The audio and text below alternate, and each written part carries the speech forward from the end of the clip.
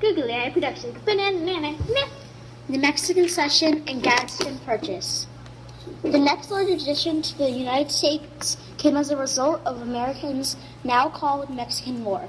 One cause of this war was that the United States had annexed Texas, but the Mexican government wanted Texas back. Mexico also knew that many Americans wanted other Mexican lands, including California. The two countries also disagreed about the southwestern boundary of Texas. Americans wanted the boundary to be the Rio Grande, while Mexico wanted it to be 150 miles further north and east. In 1846, President Polk sent an army, led by General Zachary Taylor, to protect the Rio Grande. A group of Mexican soldiers tried to defend the area, believing that it belonged to Mexico. Crossing the river, they fought a small group of Americans. President Polk said that Mexico had shed American blood on American soil. Now the president had an excuse to go to war. Mexico, he told Congress, had started the fighting. On May 13, 1846, Congress voted to declare war. Many Americans were against the war because they felt that the United States was just trying to get more land. Others supported President Polk and cheered each U.S. victory. The war went on for nearly 2 years.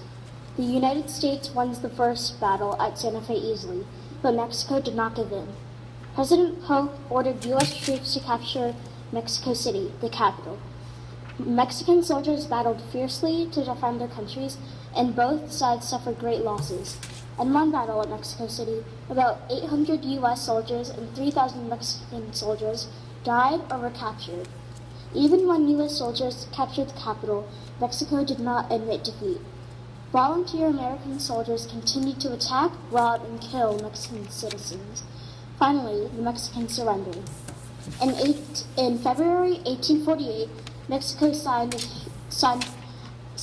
the Treaty of Guadalupe Hidalgo. In this agreement, Mexico ceded a huge amount of territory to the United States.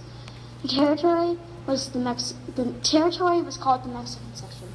It included the present-day states of California, New Mexico, Utah, and Nevada, as well as parts of 4 other states. Mexico also agreed to the Rio Grande as the border of Texas. The United States paid Mexico $15 million for this land. 5 years later, in 1853, Congress bought one last piece of Mexican land for $10 million. It was an area south of the Gila River, in present-day Arizona and New Mexico. This land contained a pass through the mountains. The pass would make it easier to build a railroad across the southern United States.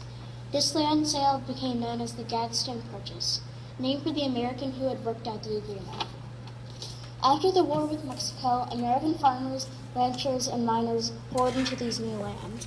Their arrival changed the lives of people in the Southwest.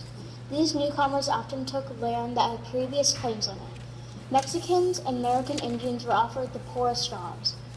In the years to come, these new settlers would fight many wars against Apaches and other American Indians before finally forcing them onto reservations. Thank you for watching, and have a good day.